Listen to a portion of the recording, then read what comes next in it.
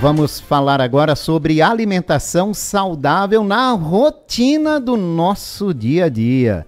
Mitos, verdades e caminhos possíveis, né, para cada vez ter uma alimentação mais adequada. Nutricionista clínica Cristiane Leite está conosco. Oi, Cris, bom dia mais uma vez.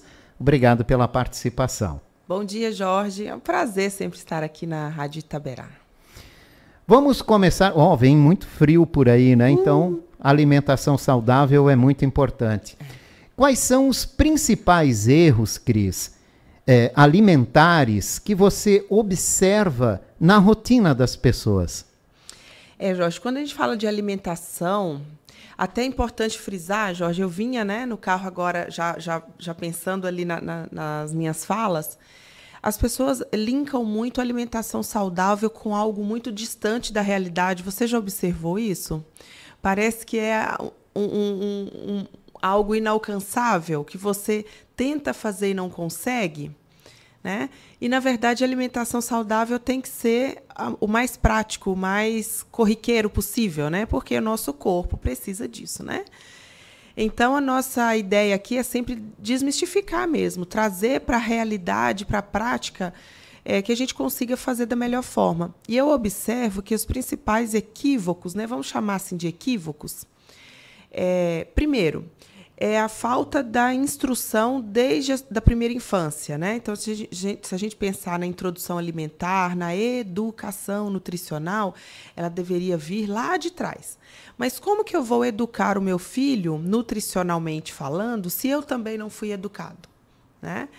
Então, eu percebo essa mudança, vamos dizer, dos últimos 30 anos, os últimos 30, 40 anos, mudou-se muito o perfil alimentar das pessoas, né?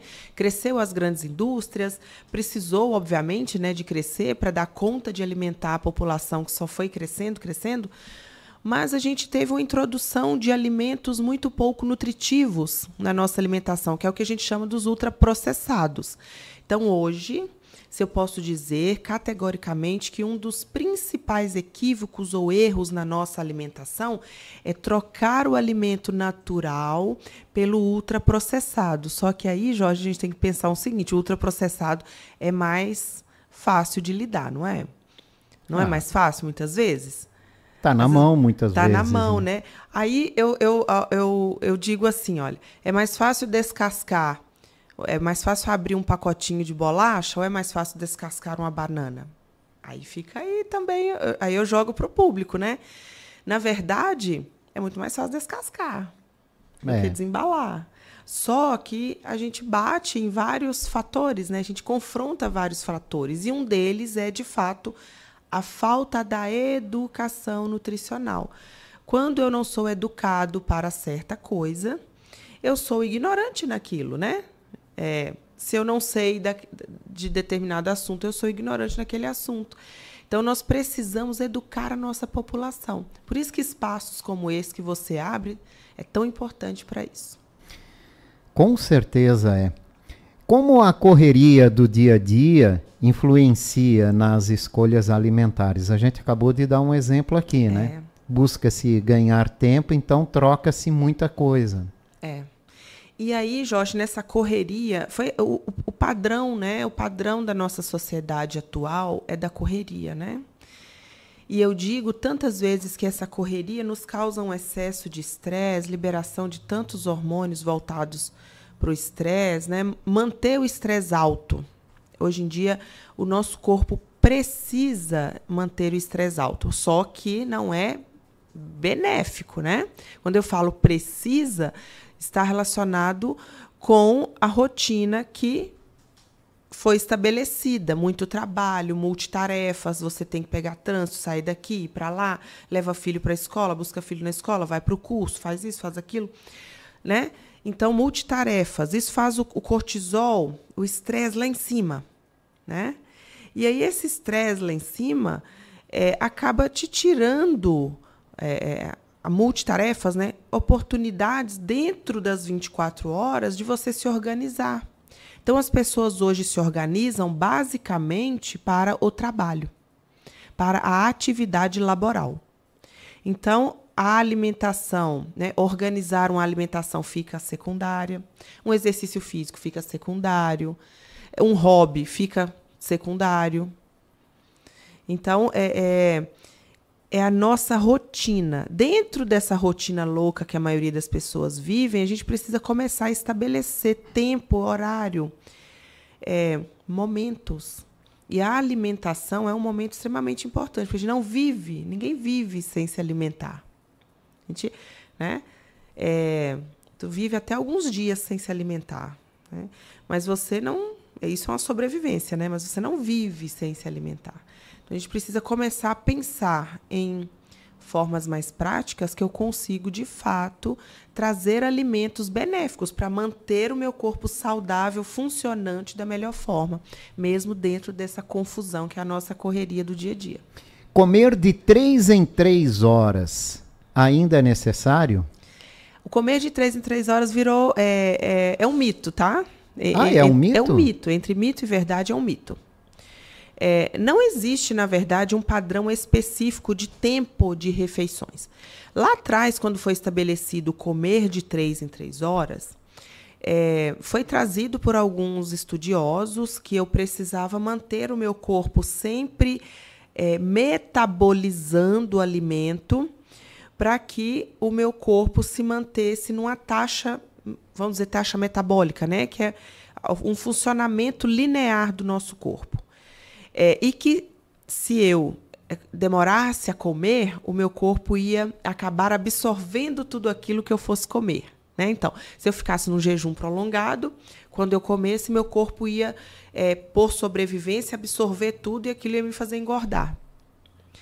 Só que hoje a gente sabe que existem vários padrões de horários e diferença de tempo de refeição para refeição, né? Existem, inclusive, estratégias que usam o jejum, né? Existe estratégias de 3 em 3 horas. Uma pessoa que precisa comer muita quantidade de comida por dia, provavelmente ela vai precisar comer de 3 em 3 horas.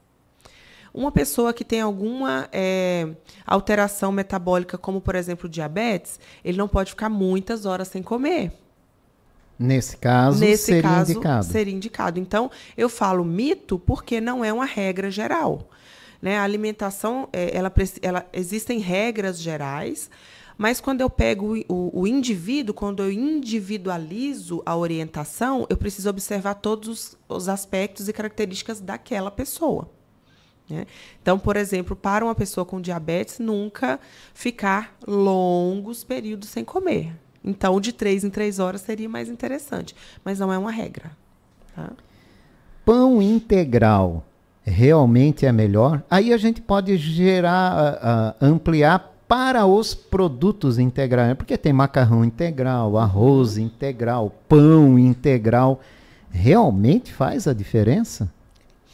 Quando nós falamos alimentos integrais, Jorge, são alimentos ricos em fibras, né? As fibras são carboidratos não digeríveis que estão presentes nos vegetais. Então, são extremamente importantes para a nossa saúde, porque as fibras, elas tanto são alimentos para as bactérias boas do nosso intestino. Então, antigamente a gente falava flora intestinal, né? Hoje a gente já entende que é microbiota intestinal. Então, as fibras, elas são alimentos para as bactérias boas do nosso intestino. Então, são extremamente importantes. Elas também, quando a gente ingere as fibras, os alimentos ricos em fibras, elas formam ali um gel no nosso intestino que diminui a absorção de gordura e de carboidratos. E também promove saciedade. Então, se você quer comer e sentir que aquela refeição te saciou, que vai ficar muito tempo assim, sem precisar comer, tenha fibras na alimentação. Então, primeiro, fibra é extremamente importante. Como nutricionista, eu digo que a alimentação com base em fibras, em vegetais, é o padrão mais saudável que existe. E aí você perguntou dos alimentos integrais. Então, a gente tem que pensar nas classes dos alimentos integrais, Jorge, porque tem os alimentos que a indústria alimentícia acrescenta fibra e, pela nossa legislação, eles podem ser caracterizados por alimentos integrais, né? Aí tem bolachas, tem o pão, por aí vai, o macarrão. E tem os alimentos naturalmente ricos em fibras, que são os vegetais, as verduras, os legumes, as frutas, aveia, feijão. Então, são dois grupos de alimentos situações diferentes. distintas, Isso. né? Mas, sim, se você compra um alimento de boa qualidade, um pão integral de boa qualidade que vem fibras, que vem grãos adicionados, é muito mais interessante do que um pão branco que não contém fibras. Agora, na indústria ou lá no supermercado, a gente tem vários tipos de pães integrais. Muitos que levam o nome nem são. Então, eu sempre oriento, leia a lista de ingredientes. Um pão integral, ele sempre vai ter que ter farinha de trigo integral como primeiro ou segundo ingrediente. É uma dica. Mas, com certeza, os alimentos integrais, eles não são as melhores fontes de fibra. Porque eu já falei, as melhores fontes de fibra são os vegetais. Sim. Mas eles são, comparando com o tradicional, são mais interessantes, sim. É bom saber disso, né? Dietas da moda. Ainda tem muitas dietas da moda, né? O que é bom evitar, hein, Cris? Quais os cuidados que devemos ter? Dieta da moda. É igual a moda para roupa, né? Para vestuário. De tempos em tempos vem uma moda nova. Só que, diferentemente da moda, do mundo da moda, das roupas, dos acessórios que não causam um mal direto à saúde das pessoas, as dietas da moda causam, Jorge. Porque a maioria delas vem com um cunho muito restritivo, muito apelativo. Então, hoje nós temos uma dieta da moda aí que está super na moda, que é a dieta carnívora. Um exemplo. Já ouviu falar? Não. O Jorge fez uma cara, gente. Não ouvi. Vou falar brevemente o que é. Está muito comum, né, essa dieta da moda, né, na internet, enfim, que se caracteriza por aumentar drasticamente o consumo de carnes, gordura animal, e uma quantidade muito pequena e até nenhuma quantidade de vegetais, fontes de fibras, e outros alimentos, fontes de gorduras saudáveis, né? Qual que é o risco disso? A gente sabe que o excesso de consumo de proteína animal, e especialmente gordura animal, traz um prejuízo nas nossas artérias, né? Primeiro que gordura já é um nutriente muito calórico.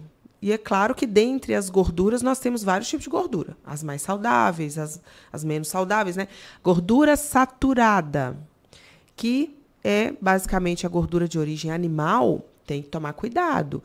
Essas aí, ao longo do tempo, vai provocando um prejuízo arterial. Vai entupindo veia, vai dificultando o funcionamento do coração. Então, hoje está na moda. Os nutricionistas sérios que estudam, os médicos sérios, são totalmente contra. Mas nós encontramos até profissionais que são adeptos e difundem essa dieta. Mas ela não é recomendada. Inclusive, a Organização Mundial da Saúde não recomenda o uso excessivo de gordura saturada. Então, eu dei esse exemplo, Jorge, porque está muito na moda. Mas as dietas da moda, de forma geral, elas são muito restritivas. Elas causam um prejuízo a médio e a longo prazo, especialmente pensando em nutrientes.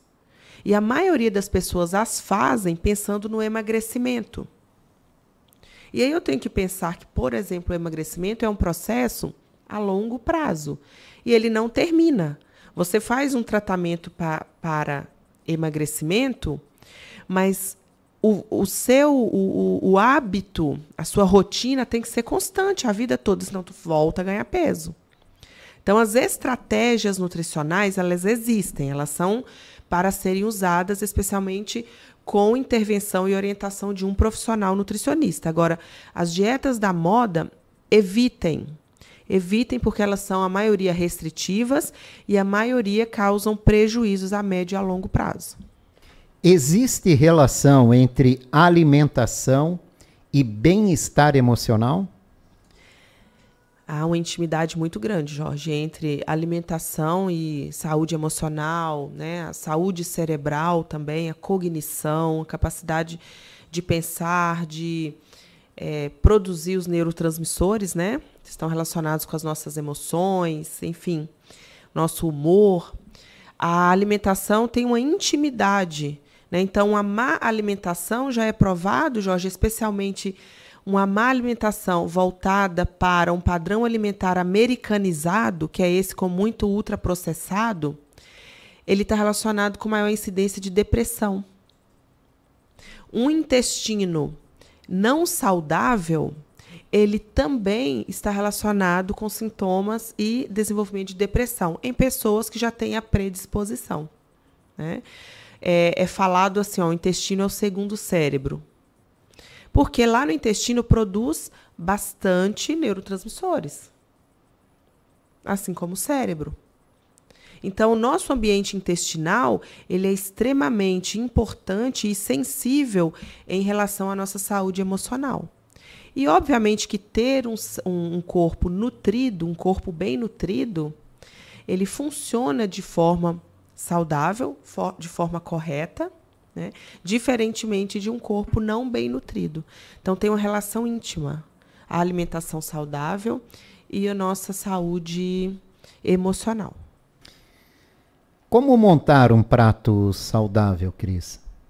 Vamos pensar num prato almoço, janta? Vamos, né? Vamos pensar num prato...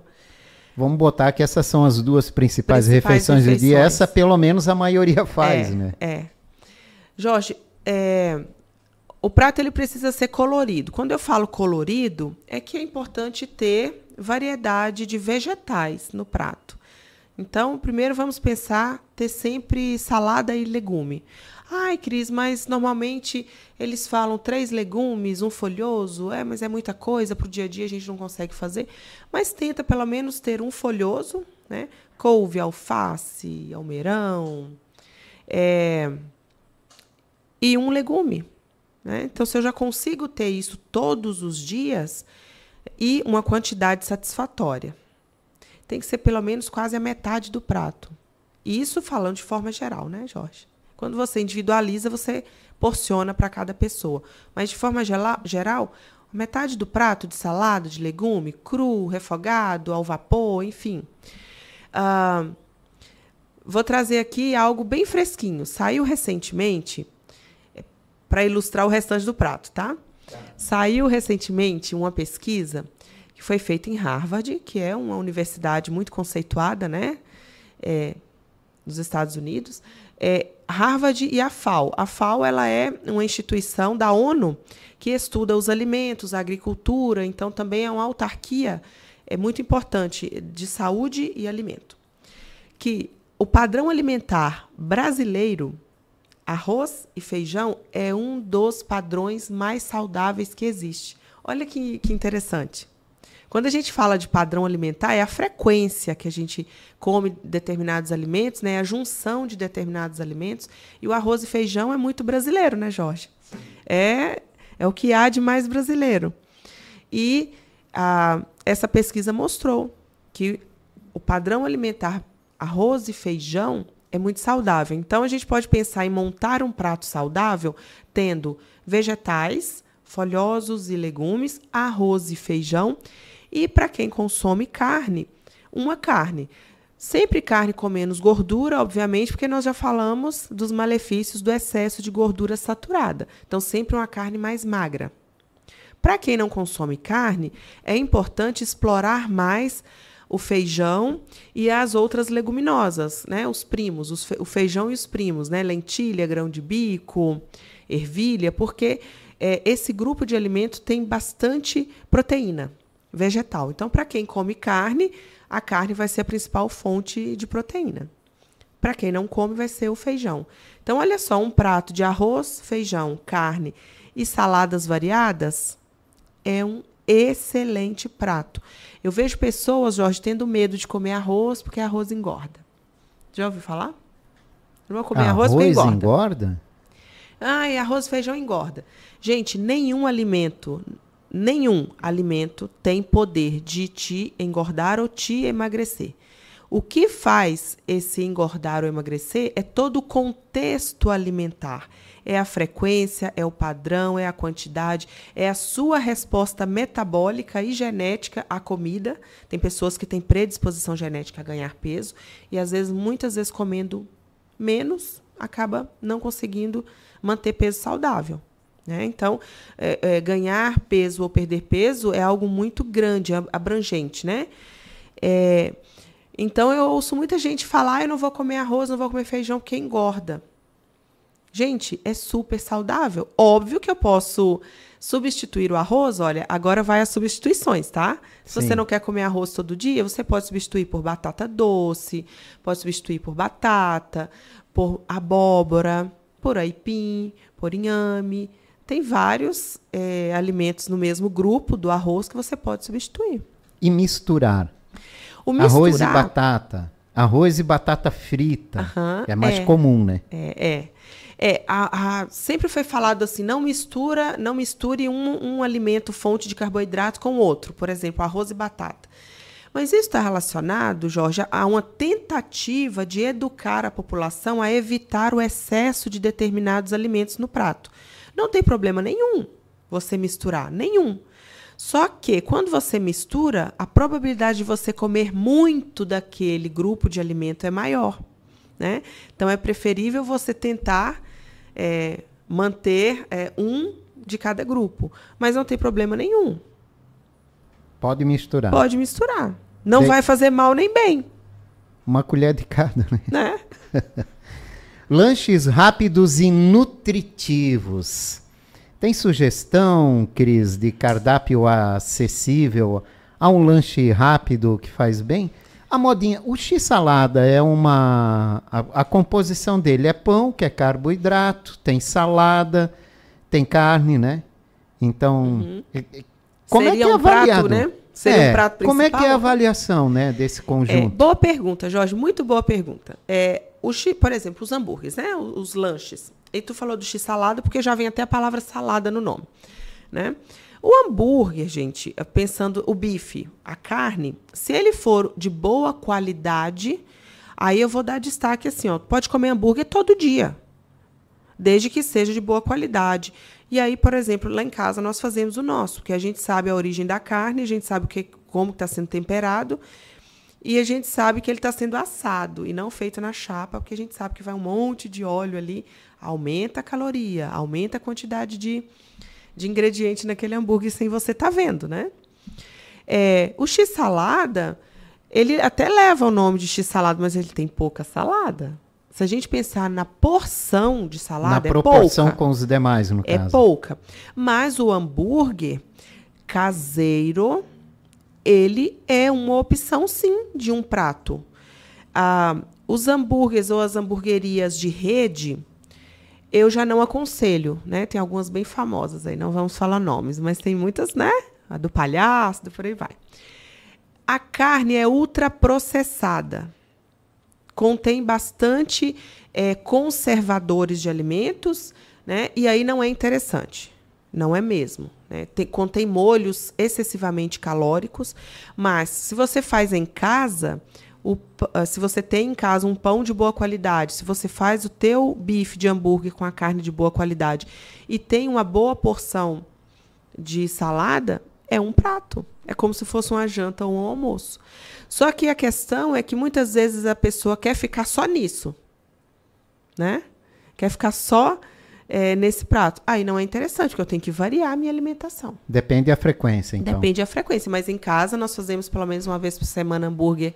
Normalmente até na janta, nosso hambúrguer, a nossa carne, e é bem interessante, tá? Meus pacientes, normalmente, também, eu mando algumas receitas de hambúrguer nesse sentido, porque é um alimento, né? Não deixa de ser um alimento.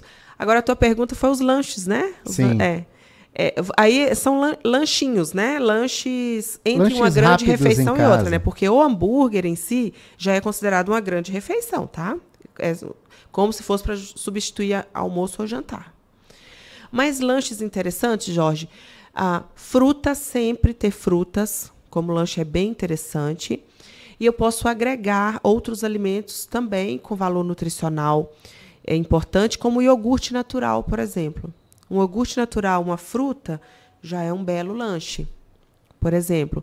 Eu ter, por exemplo, carnes, frango desfiado, uma carne de gado moída, refogadinha, com pouca gordura, também são fontes de proteína para eu colocar, por exemplo, dentro de um pão, para eu associar a uma panqueca. Tem umas panquecas compradas prontas, né? E uma tapioca, né? Um disquinho de tapioca recheado com frango é bem interessante. Então, são alguns tipos de alimentos que você consegue ter mais facilmente. O atum enlatado é um exemplo também, né, de proteína animal, né? Aí eu estou falando para quem consome, a maioria da população consome produtos de origem animal, por isso que a gente acaba falando mais deles. Mas o atum, por exemplo, sabe aquele creme de ricota? Ou queijo cottage? Sim. Também é uma boa ideia para substituir a maionese, né? Porque a maionese é um monte de gordura, um monte de caloria, não tem proteína quase nenhuma. Aí você substitui pelo creme de ricota, que vem também como se fosse num potinho, como se fosse margarina, mas é creme de ricota, para passar no pão, na bolachinha. Bolachinha de arroz para ter no trabalho é bem interessante, muito melhor a composição dela do que essas bolachinhas creme cracker, ou enfim, essas outras, os docinhos, né? São alguns exemplos de lanches que você pode ter no trabalho, por exemplo. Interessante, né? Alimentação saudável na rotina do nosso dia a dia foi o tema de hoje da conversa com a Cristiane Leite, nutricionista clínica. Muito obrigado pela participação, Imagina, Cris. Jorge. Posso deixar um recadinho? Sempre. Obrigada. Gente, agora, sábado, dia 28, terá a 6ª Confraria do Lipedema. Já viemos aqui conversar com o Jorge sobre lipedema, né? É um assunto que está aí bem alta. Quem tiver dúvida pode me chamar também no @CrisLeiteNutricionista para saber o que é lipedema. E quem quiser participar, faça a sua inscrição.